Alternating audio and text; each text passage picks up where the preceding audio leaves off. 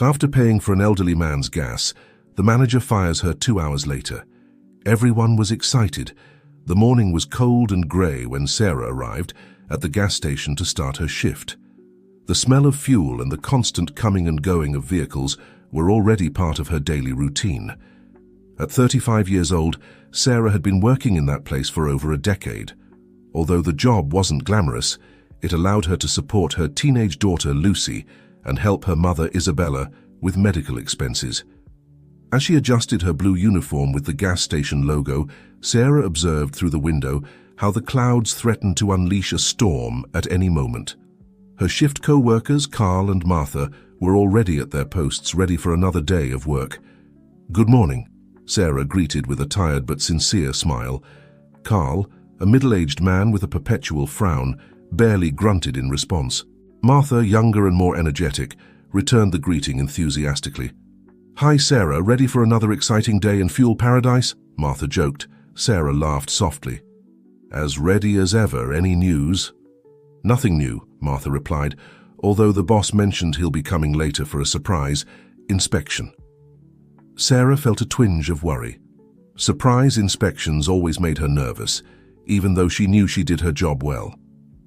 With a sigh, she headed to her post at the cash register. The hours passed with the usual monotony, customers coming and going, the tinkle of the bell every time the door opened, the constant hum of the gas pumps. Sarah attended to each customer with a friendly smile despite the fatigue she felt. It was near noon when everything changed. The bell rang once more and Sarah looked up to see an elderly man enter. He walked with slow, uncertain steps, leaning on a cane. His face was furrowed with wrinkles, but his blue eyes shone with a spark of life that contrasted with his fragile appearance. The old man approached the counter, and Sarah noticed he seemed confused and distressed. "Welcome, sir. How can I help you?" Sarah asked kindly.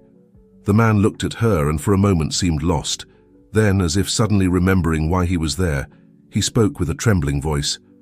I've filled up my car's tank, but I can't find my wallet. I don't know where I've put it." His hands trembled as he searched the pockets of his worn jacket. Sarah felt a wave of compassion. "Don't worry, sir. What was the amount for the gas?" "I think it was $50, the old man responded, his voice breaking with embarrassment.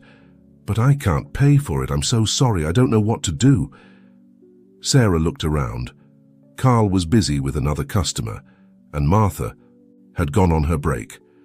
Without thinking twice, Sarah made a decision that would change the course of her life. "Don't worry," she said quietly. "I'll take care of it." The old man looked at her with surprise and gratitude. "But how? I can't accept that." Sarah smiled gently. "I insist we all need help sometimes. What's your name, sir?" "Luke," the old man replied, tears in his eyes. "My name is Luke." "Well, Luke, I'm Sarah, and don't worry about this. Consider it an act of goodwill." With trembling hands, Sarah took money from her own pocket and registered it in the cash register as if it were a normal payment. Luke watched her, still in disbelief at this stranger's kindness. "I don't know how to thank you, Sarah," Luke said, his voice laden with emotion. "You're an angel." Sarah felt a lump form in her throat. "It's nothing, really.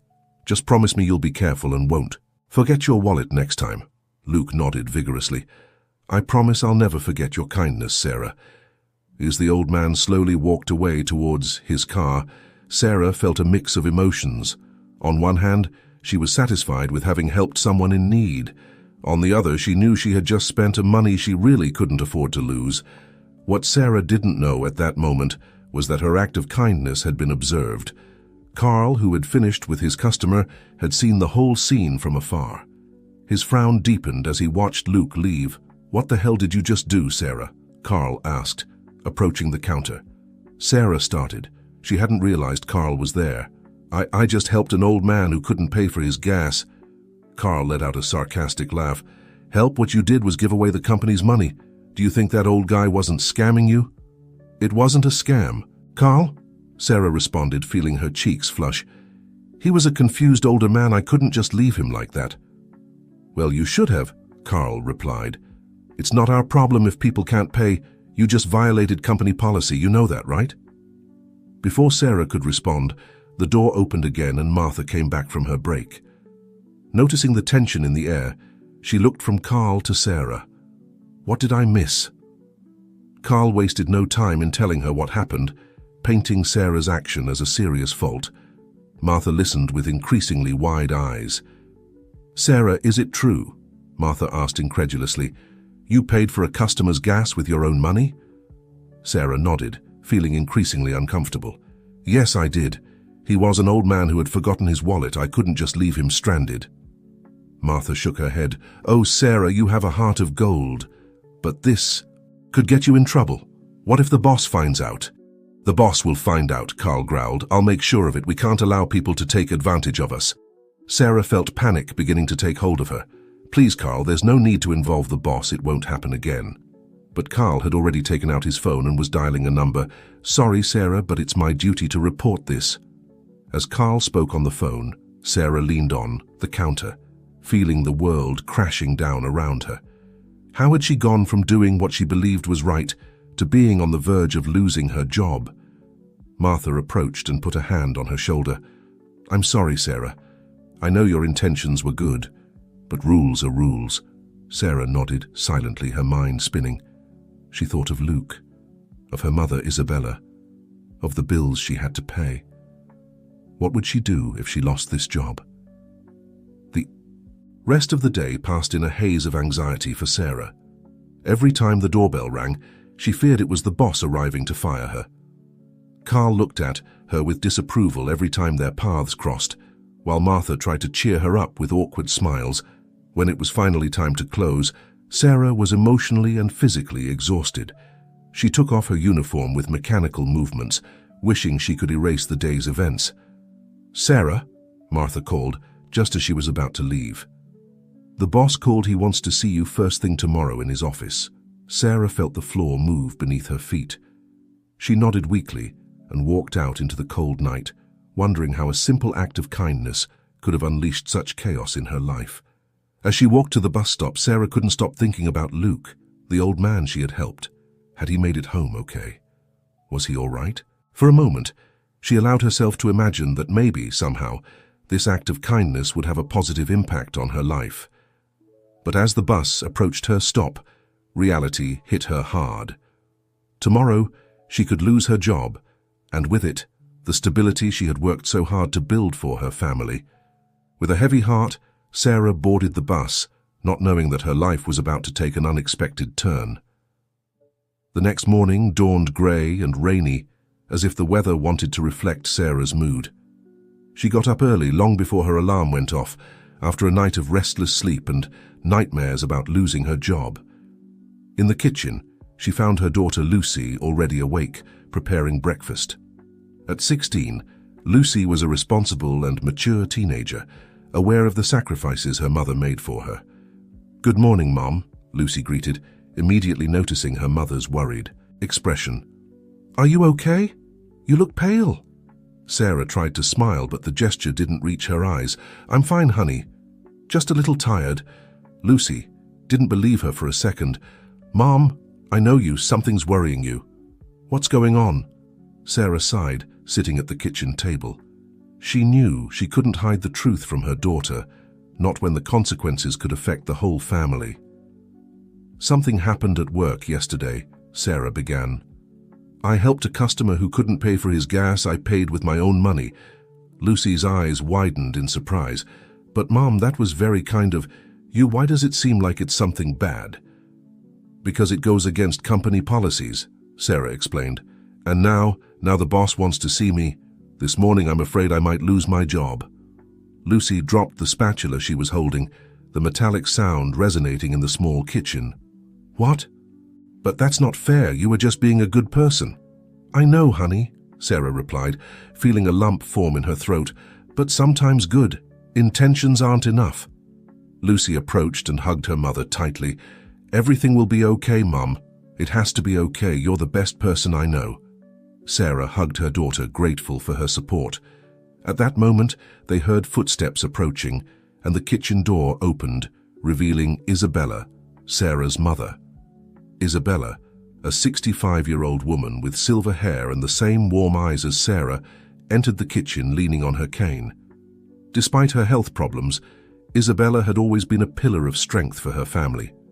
"Good morning, my loves," Isabella greeted. But her smile faded when she saw the serious expressions of her daughter and granddaughter. "What's going on? You look like you're at a funeral," Sarah told her. "Mother," what had happened while Lucy silently finished preparing breakfast. Isabella listened attentively, her face changing from concern to indignation. "How absurd!" Isabella exclaimed when Sarah finished her story. "Firing someone for showing compassion? What kind of world do we live in? One where rules sometimes take precedence over humanity," Sarah replied bitterly. "Listen to me, Sarah," Isabella said, taking her daughter's hands in hers. "Whatever happens today, remember that you did the right thing. And if that boss of yours can't see that, then he doesn't deserve to have you as an employee." Sarah smiled weakly, grateful for her family's support. "Thank you, Mom. I don't know what I'd do without you two." They had breakfast together, trying to maintain light conversation, despite the tension hanging in the air. When it was time for Sarah to leave, both Lucy and Isabella hugged her tightly. "Good luck, Mom," Lucy said. "We'll be thinking of you." "Show them what you're made of, my girl," Isabella added. "And remember, no matter what happens, we'll be here for you." With her heart a little lighter thanks to her family's support, Sarah headed to the gas station. The rain had subsided, but the sky remained grey and threatening, as if reflecting the uncertainty she felt. When she arrived, she saw that the boss's car was already parked in front of the office. She took a deep breath, trying to calm her nerves, and went in. The boss, Arnold Vega, was a man in his 50s, with greying hair and a perpetually serious expression. He was sitting behind his desk when Sarah entered the small office. "Good morning, Sarah," Arnold said, his voice neutral. "Please sit down." Sarah sat down, her hands clasped in her lap to hide their trembling. "Good morning, Mr. Vega." Arnold looked at her intently for a moment before speaking. "Sarah, I've been informed of an incident that occurred yesterday. Can you tell me your version of events?" Sarah nodded and began to relate what had happened with Luke, the old man who couldn't pay for his gas. As she spoke, she noticed Arnold's expression softening slightly. When she finished, Arnold sighed deeply. "Sarah, I understand your intentions. I really do. But you must understand that we have policies for a reason." "I know, sir," Sarah responded, feeling a lump form in her throat. "And I assure you it won't happen again." Arnold leaned forward, resting his elbows on the desk. "The problem is that it has already happened, Sarah. And as a manager, I can't ignore a direct violation of our policies." Sarah felt her heart sink. "Mr. Vega, please, this job means everything to me. I have a daughter and a mother who depend on me." "I know, Sarah," Arnold said, and for a moment he seemed truly sorry. "But I have to think about the good of the company. I'm sorry, but you leave me no choice. You're fired." The words fell like a physical blow. Sarah felt the air leave her lungs. "Please, Mr. Vega, there must be another solution. I can work extra hours, accept a pay cut, anything." But Arnold shook his head. "My decision is final, Sarah. You can collect your things and leave. You'll receive your last check by mail." With trembling legs, Sarah stood up. She felt as if she were in a nightmare she couldn't wake up from. She left the office in a daze, barely aware of the pitying looks from her co-workers as she collected her belongings. When she left the gas station for the last time, the rain had started again. Sarah let the drops mix with the tears that now flowed freely down her cheeks. How was she going to tell Lucy and Isabella that she had lost her job? She walked aimlessly for a while, unable to face the idea of going home and delivering the news. Finally, she found herself in a small park near her house. She sat on a wet bench, no longer caring about the cold or the dampness. As she sat there trying to process what had happened, she heard a familiar voice. "Sarah? Is that you?" She looked up and saw Eleanor, her neighbor and friend of many years. Eleanor quickly approached, concerned about the state she found Sarah in. "What happened? Are you okay?" Eleanor asked, sitting next to her and covering her with her umbrella. "Sarah, unable to contain her emotions any longer, broke down crying. Between sobs, she told Elena everything that had happened. Elena listened in silence, gently rubbing Sarah's back in an attempt to comfort her. When Sarah finished her story, Elena spoke with determination. "Listen to me, Sarah. What happened to you is unfair, but it's not the end of the world. You're a strong and capable woman. You'll find another job." "But how?" Sarah asked desperately. "Who's going to hire someone who was fired for helping a customer?" Elena smiled gently. "Someone who values compassion and integrity. And until you find that job, you're not alone. You have friends, you have family. We'll help you." Elena's words were like a balm for Sarah's wounded heart. For the first time since she left Arnold's office, she felt a glimmer of hope. "Thank you, Elena," Sarah said, wiping away her tears. "I don't know what I'd do without you." "That's what friends are for," Elena replied. "Now let's go to your house. Your family needs you and you need them." Together, they walked back to Sarah's house. When they entered, Lucy and Isabella were in the living room, anxiously waiting. Seeing Sarah's face, they immediately knew what had happened. Lucy ran to hug her mother, while Isabella approached as quickly as her cane allowed. "Oh, Mom," Lucy said, tears in her eyes. "I'm so sorry." "We're with you, my girl," Isabella added, joining. The hug Sarah let herself be enveloped by her family's love, feeling that despite everything, she wasn't alone. Elena watched the scene from the door, with a mixture of sadness and determination on her face. "Sarah," Eleanor said, drawing everyone's attention, "I have an idea. My brother works in human resources at a big company. Let me talk to him. Maybe he can help you find something." Sarah felt grateful. "Thank you, Elena. I don't know how to. Thank you." "You don't have to," Elena replied with a smile. "Just promise me you won't lose hope." As Elena left, promising to return soon with news, Sarah sat down with her family. She told them everything that had happened, from the incident with Luke to her conversation with Arnold. "That man doesn't know what he's lost," Isabella said firmly. "Mom," Lucy said with a determination unusual for her age, "I could leave school and look for a job to help." "Absolutely not," Sarah responded immediately. "Your education is the most important thing. We'll find a way to get through this without you having to sacrifice your future." Despite the uncertainty that loomed over them, the family grew closer than ever. They spent the rest of the day together, making plans, consoling each other, and occasionally even laughing. That night, as Sarah prepared for bed, she looked out the window at the dark, rainy street. She didn't know what the future held for her, but she was determined to face it with the same compassion and strength that had always characterized her.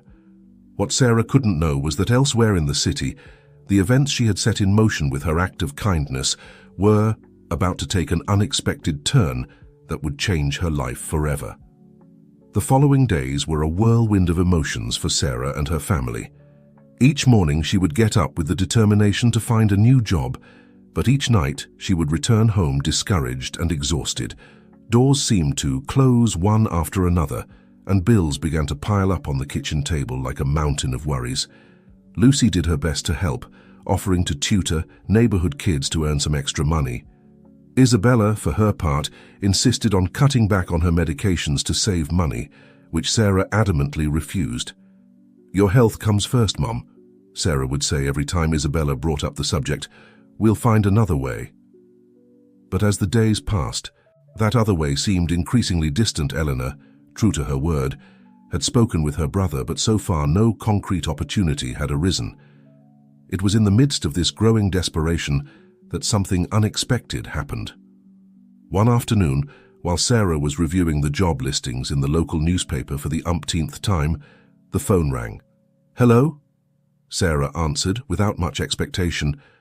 "Am I speaking with Sarah Mendoza?" asked a male voice on the other end of the line. "Yes, this is she," Sarah replied, intrigued by the formal tone of the voice. "My name is David Vasquez," the man continued. "I'd like to speak with you about an important matter. Would it be possible for us to meet in person?" Sarah hesitated for a moment. She didn't know any David Vasquez, and the idea of meeting a stranger made her nervous.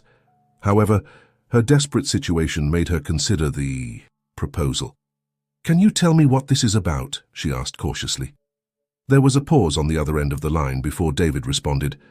I'd prefer to discuss it in person, if you don't mind. I assure you it's something that will greatly interest you.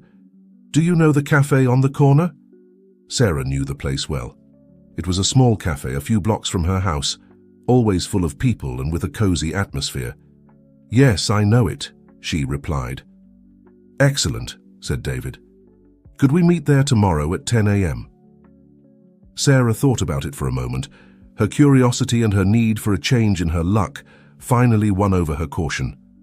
All right, she agreed. I'll be there. Perfect, said David, and Sarah could detect a tone of relief in his voice. I'll see you tomorrow, Sarah, and thank you for agreeing to meet with me. After hanging up, Sarah stared at the phone, wondering what she had gotten herself into.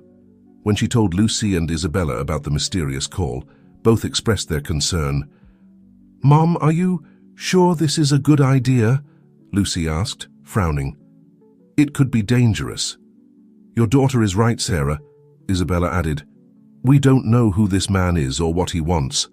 Sarah understood their concerns, but something inside told her she should go to this meeting. I'll be fine, she assured them.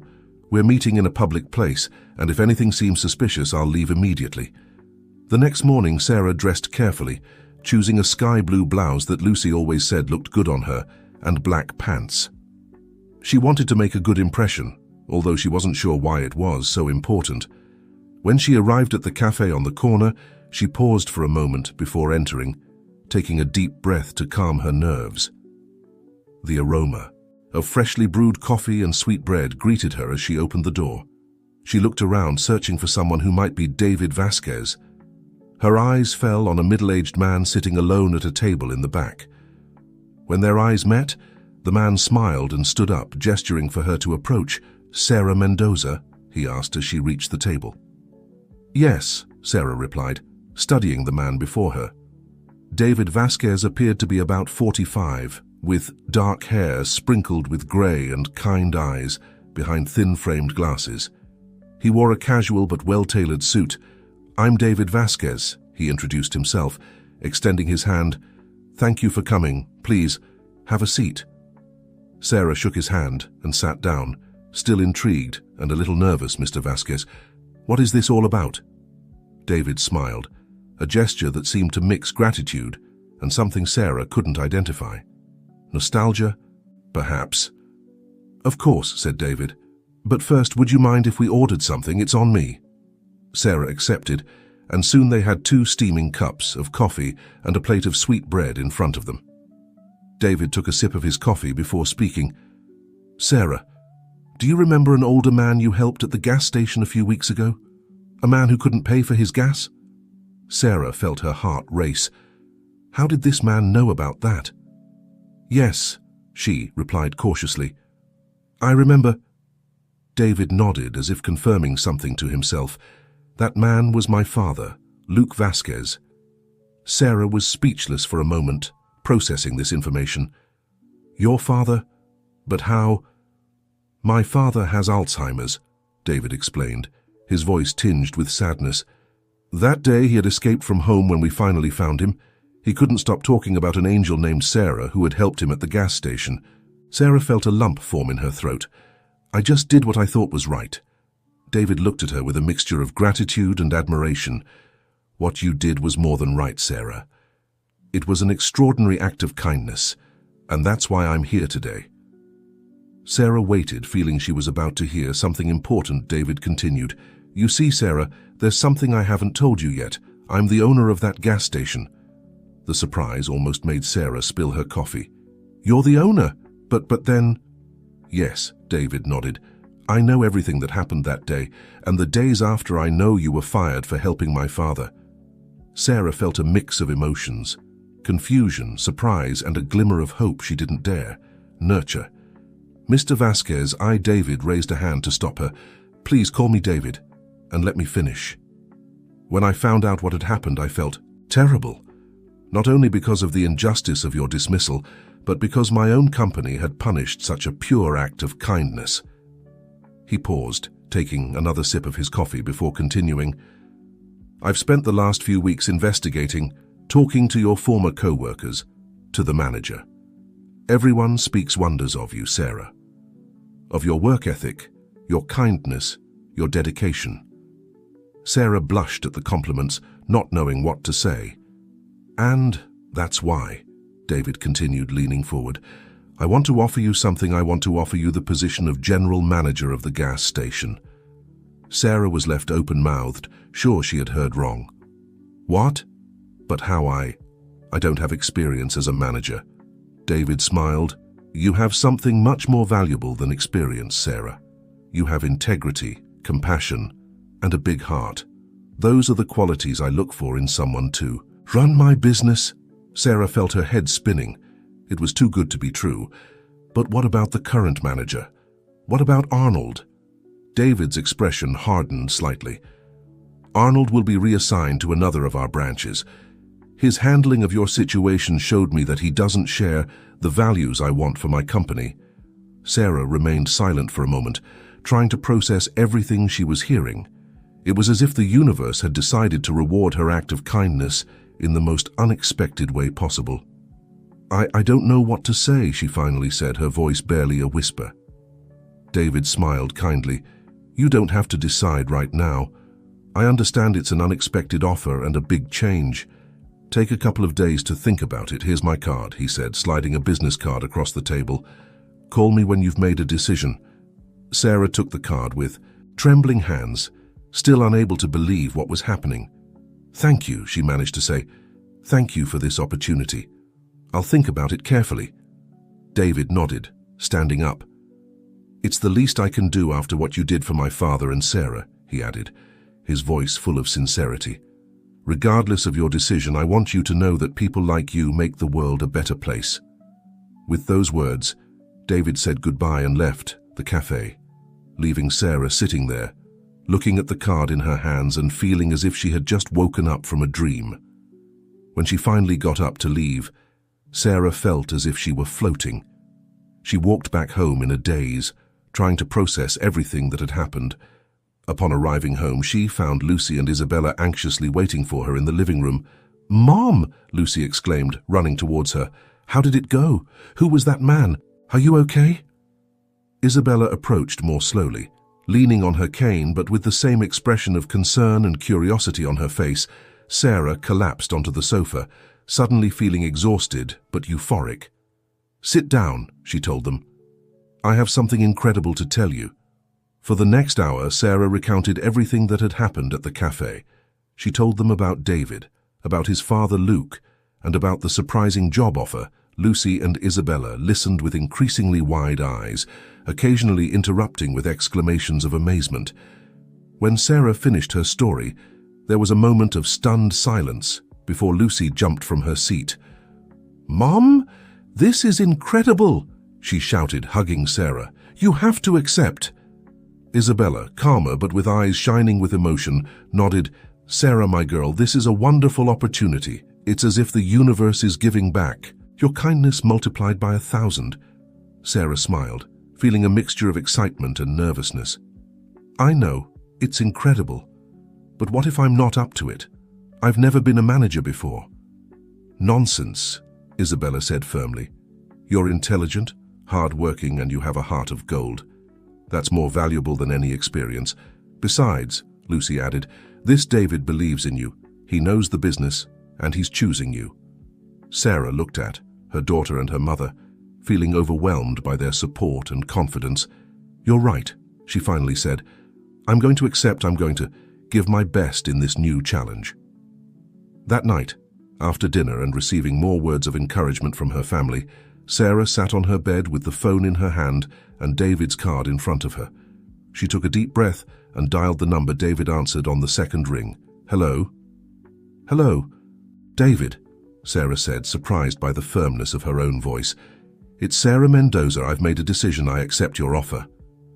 She could hear the smile in David's voice when he responded. "Excellent news, Sarah. You won't regret it. How about we meet tomorrow to discuss the details?" After agreeing on the time and place of the meeting, Sarah hung up the phone, feeling both nervous and excited. She knew she had a big challenge ahead of her, but she also felt she was on the right path. As she prepared for bed, Sarah thought about how a simple act of kindness had triggered a series of events that had changed her life. She fell asleep with a smile on her lips, eager to see what the future would bring. What Sarah didn't know was that her adventure was just beginning, and that her new job would bring challenges and surprises she could never have imagined. The next morning dawned, bright and clear, as if the sky itself wanted to celebrate Sarah's new beginning. She dressed carefully, choosing a suit she had saved for special occasions. As she looked in the mirror, adjusting her necklace, she couldn't help but smile. It was as if she were seeing a new version of herself, a more confident Sarah, full of possibilities. Lucy entered the room, already dressed for school. "Are you ready, Mom?" she asked with a proud smile. Sarah nodded, taking a deep breath. "As ready as I can be," she replied. In the kitchen, Isabella had already prepared breakfast. "Eat well, my girl," she said, serving a generous portion of scrambled eggs. "You'll need energy for your big day." As they ate breakfast, the family chatted animatedly about the possibilities opening up before them. The atmosphere was electric, full of hope and expectation. "Remember," Isabella said as Sarah prepared, "to leave. You're capable of anything you set your mind to. Go and show them what you're made of." With a final hug for her mother and daughter, Sarah left the house ready to face her new challenge. The meeting with David was scheduled at the company's central offices, a modern building in the city center. When Sarah entered the lobby, she felt momentarily overwhelmed by the grandeur of the place. She took a deep breath, reminding herself that she deserved to be there. David greeted her warmly, leading her to a spacious office that looked more like a conference room with views of the city. "Welcome, Sarah," he said, indicating for her to take a seat. "I'm delighted that you've accepted our offer." Over the next few hours, David explained in detail her new responsibilities. As general manager, Sarah listened attentively, taking notes and asking questions. As the conversation progressed, she realized that although the job would be challenging, she was more than prepared to take it on. "There's one more thing you should know," David said towards the end of the meeting, his tone becoming more serious. "As I mentioned, my father has Alzheimer's. His condition has worsened in recent months, and sometimes he escapes from home." Sarah nodded, remembering her encounter with Luke. "I'd like to ask you a personal favor," David continued. "If you ever see my father at the gas station, or if you hear that someone has seen him, could you call me immediately? Here's my personal number," he said, writing a number on a piece of paper. "Of course," Sarah replied without hesitation. "I'll do everything I can to help." David smiled gratefully. "Thank you, Sarah. I knew I could count on you." When the meeting ended, Sarah left the building feeling excited and a little overwhelmed. She had a lot to learn, but she was ready for the challenge. The following days passed in a whirlwind of activity. Sarah immersed herself in her new role with enthusiasm, quickly learning the ins and outs of the business. Her compassionate approach and unwavering work ethic soon earned her the respect of her employees. However, not everything was easy. Some of her former co-workers, especially Carl, seemed resentful of her sudden promotion. Sarah had to carefully navigate these tensions, balancing authority with empathy. One afternoon, a week after starting her new job, Sarah was in her office reviewing the monthly reports when Martha, now her assistant, rushed in breathlessly. "Sarah," Martha said out of breath, "there's an elderly man in the store who's causing problems. I think it might be Mr. Vasquez's father." Sarah stood up immediately. "Thank you, Martha, I'll handle this." When she reached the store, she saw Luke agitated, arguing with a customer. The old man seemed confused and distressed. "This is my gas station," Luke was shouting. "You can't throw me out of here." Sarah approached calmly, her heart beating rapidly. "Mr. Luke," she said softly, "do you remember me? I'm Sarah." Luke looked at her, confusion evident in his eyes. For a moment he seemed not to recognize her, but then his face lit up. "Sarah, the angel from the gas station." Sarah smiled, relieved. "That's right, Mr. Luke. Why don't you come with me? We can have a coffee and chat for a while." With care and patience, Sarah managed to calm Luke and lead him to her office. While Martha brought them coffee, Sarah discreetly called David. "David, it's Sarah," she said quietly, while Luke looked out the window. "Your father is here at the gas station. He's safe, but I think you should come pick him up." "I'm on my way," David replied, the worry evident in his voice. "Thank you, Sarah." For the next hour, Sarah kept Luke calm and entertained, listening to his stories about his gas station and nodding understandingly. Although many of his words were confusing, Sarah could see glimpses of the man he once was, a passionate businessman and a loving father. When David arrived, panting and with his face full of concern, he found his father laughing with Sarah about an anecdote from his days as the gas station owner. "David," Luke exclaimed upon seeing his son, "look who's here! It's Sarah, the angel from the gas station. I hired her to run the business." David looked at Sarah gratefully. "Thank you," he mouthed silently. "Dad," David said aloud, "it's time to go home. Mom is waiting for us for dinner." Luke frowned for a moment, but then smiled. "Oh yes, your mother always gets angry if we're late for dinner. It was a pleasure to see you, Sarah. Take good care of my gas station." Sarah nodded, moved. "I will, Mr. Luke. You can count on it." As David helped his father out, he paused for a moment. "Sarah, I don't know how to thank you. You handled this incredibly well." Sarah smiled. "There's nothing to thank me for, David. I'm glad I could help." After they left, Sarah remained in her office for a moment, reflecting on what had happened.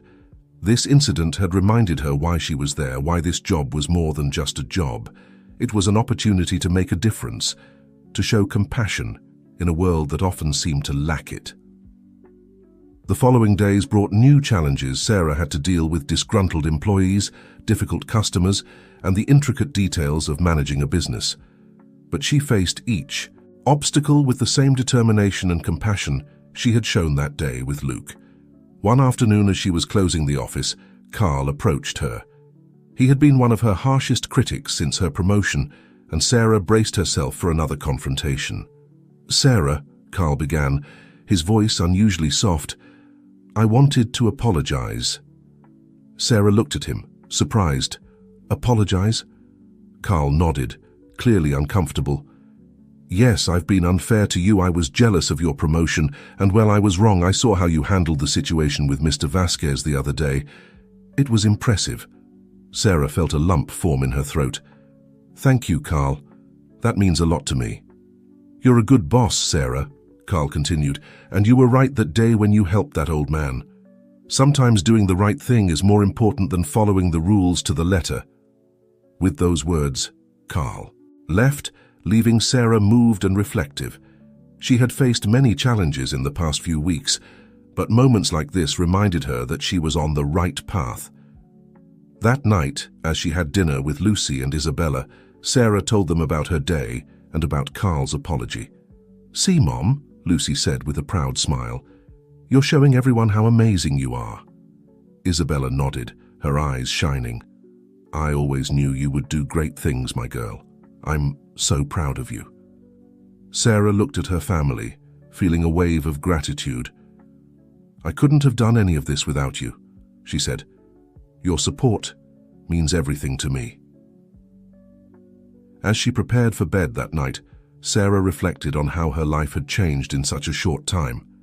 From being on the brink of unemployment and desperation, she was now in a position where she could make a real difference in people's lives. But as she fell asleep, Sarah couldn't know that her greatest challenge was yet to come, a challenge that would test everything she had learned and that would change the course of her life once again. Months passed, and Sarah established herself in her role as general manager. Under her leadership, the gas station thrived. She implemented new customer-focused policies, improved working conditions for employees, and optimized operations. Revenues increased, and staff morale was at an all-time high. However, as the anniversary of her first year in the position approached, a series of events began to unfold that would threaten everything Sarah had worked so hard for. It all started one Friday afternoon when Sarah received an urgent call from David. "Sarah," David's voice sounded tense, "I need you to come to the central office immediately. A complicated situation has arisen." Intrigued and a little worried, Sarah headed to the central office. When she arrived, she found David pacing nervously in his office. "What's going on, David?" Sarah asked, concern evident. In her voice, David stopped and looked at her with a mixture of fear and determination. "Sarah, the company is in trouble. Serious trouble." For the next hour, David explained the situation. An internal audit had revealed significant financial irregularities dating back several years, long before Sarah joined the company. Apparently, the former CFO had been embezzling funds and falsifying reports. "If this comes to light," David said, running a hand through his hair in frustration, "it could be the end of the company. Hundreds of people would lose their jobs." Sarah sat down, feeling as if the floor was moving beneath her feet. "What can we do?" David looked at her, and Sarah saw an internal struggle in his eyes. I have a proposal, but I'm not sure it's the right thing to do." With growing unease, Sarah listened as David explained his plan. He wanted Sarah to help cover up the irregularities, at least temporarily, while they worked to rectify the situation internally. "I know it's a lot to ask," David said, his voice almost pleading, "but think of all the employees, their families. If the company falls, everyone will suffer." Sarah remained silent for a long moment, her mind spinning. On one hand, she understood David's concern for the employees.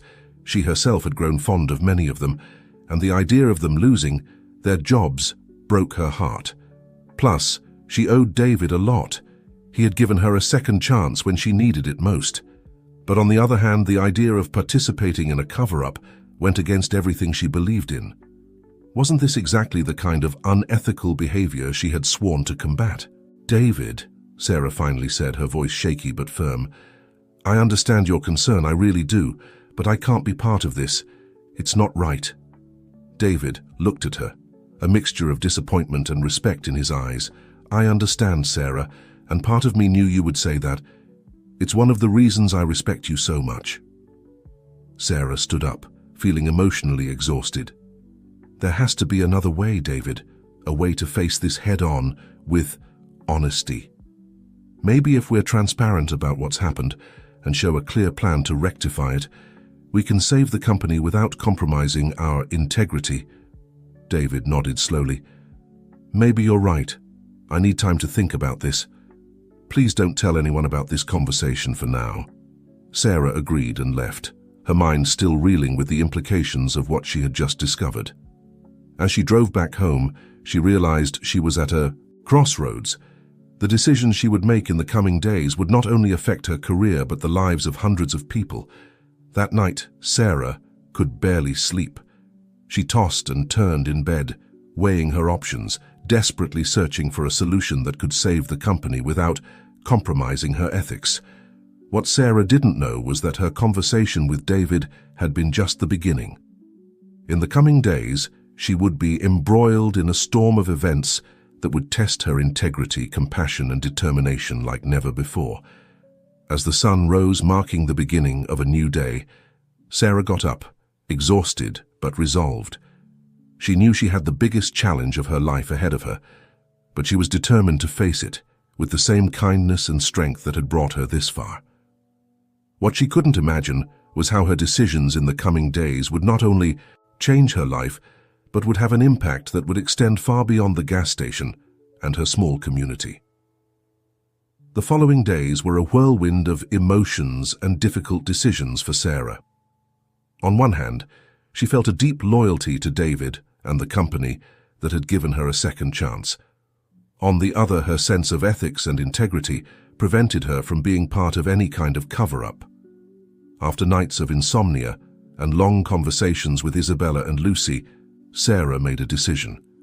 She couldn't stay silent, but she also didn't want to cause unnecessary harm to the company and its employees.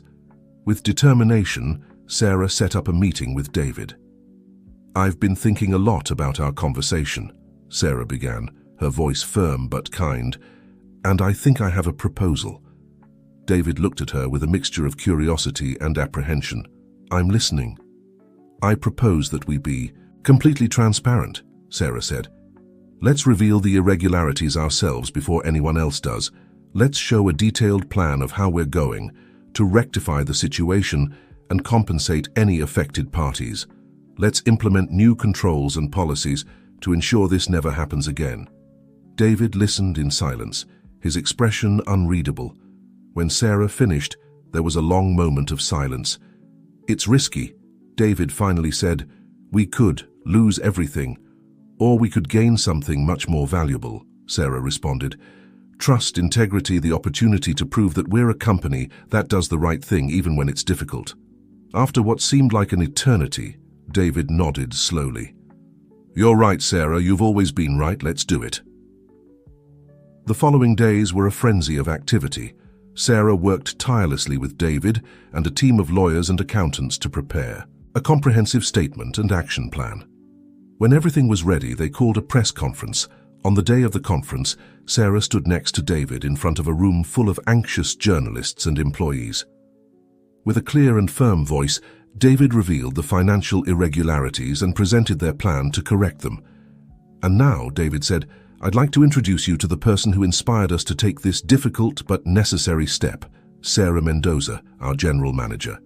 Sarah stepped forward, her heart pounding but her resolution unwavering.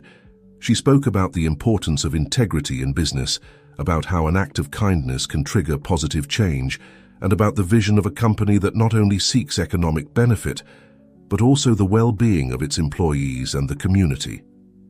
The initial reaction was mixed. There was outrage over the irregularities, but also respect for the transparency and action plan. The following days were tense, with the company under intense scrutiny, but something unexpected began to happen. Customers and suppliers, impressed by the company's honesty, renewed their contracts. Employees, inspired by Sarah's ethical leadership, redoubled their efforts. The local community rallied in support of the company that had chosen to do the right thing. Weeks after the press conference, Sarah was in her office when she received a call. It was a journalist from a major national newspaper. "Mrs. Mendoza," the journalist said, "we're doing a report on business ethics, and your case has caught our attention. Could you tell us more about what led you to make this decision?" Sarah smiled, remembering that day at the gas station when she helped a confused old man. "It all started with a simple act of kindness," she began to tell. For the next hour, Sarah recounted her story to the journalist, from her initial dismissal to her promotion as general manager, and finally the difficult decision to reveal the financial irregularities. She spoke passionately about the importance of integrity in business and how a small act of compassion can trigger positive change on a large scale. When the interview ended, the journalist was visibly moved. "Mrs. Mendoza, your story is inspiring. I think many people will feel motivated by your example." Days later, when the article was published, the response was overwhelming. Sarah's story went viral, inspiring debates about business ethics across the country. Soon, invitations began to arrive for her to give talks at universities and business conferences. In the midst of all this, Sarah never forgot her roots. She continued to manage the gas station with the same compassion and dedication as always. She implemented ethics training programs for all employees and established an assistance fund for customers in difficult situations, inspired by her experience with Luke. One day, while Sarah was at the gas station overseeing a new customer service initiative, she saw a familiar car park. It was David, and to her surprise, he was accompanied by his father, Luke. "Sarah!" Luke exclaimed upon seeing her, his face lighting up with recognition. Sarah approached, moved. "Mr. Luke, it's a pleasure to see you. How are you?" "I'm fine, thanks to you," Luke replied, taking Sarah's hands in his. "David has told me everything you've done. I always knew you were special." David smiled, his eyes shining with emotion. "Dad insisted on coming to see you. He wanted to personally thank you for saving the company he built." Sarah felt a lump form in her throat. "You have nothing to thank me for. I just did what I thought was right." "And that," David said, "is exactly why we're grateful. Your integrity not only saved the company, Sarah, it's given us a new purpose, a new way of doing business." As they chatted, Sarah couldn't help but reflect on how a simple act of kindness had triggered a series of events that had changed so many lives, including her own. That night, back at home, Sarah shared what had happened with Lucy and Isabella during dinner. "I'm so proud of you, Mum," Lucy said, her eyes shining with admiration. "You've changed so many lives for the better." Isabella nodded, taking her daughter's hand. "I always knew you were destined for great things, my girl. Your kind heart is your greatest strength." Sarah looked at her family, feeling deep gratitude. "I couldn't have done any of this without your support," she said. "You are my strength." As she prepared for bed that night, Sarah reflected on her journey from being a simple gas station employee to becoming an example of ethical leadership at the national level. But what filled her with the most pride wasn't the recognition or professional success, but knowing that she had maintained her integrity and had inspired others to do the same. She realized that her story wasn't just about her. It was a testimony to the power of kindness, of how a small act of compassion can create ripples that extend far beyond what we can imagine. As she closed her eyes, Sarah smiled. She didn't know what the future held for her, but she was sure of one thing. She would continue to face each challenge with the same compassion and determination that had brought her this far. Because in the end, she understood, it's our actions that define who we are and the impact we have on the world. And so, with a heart full of gratitude and hope, Sarah fell asleep ready to face whatever new chapter life had in store for her.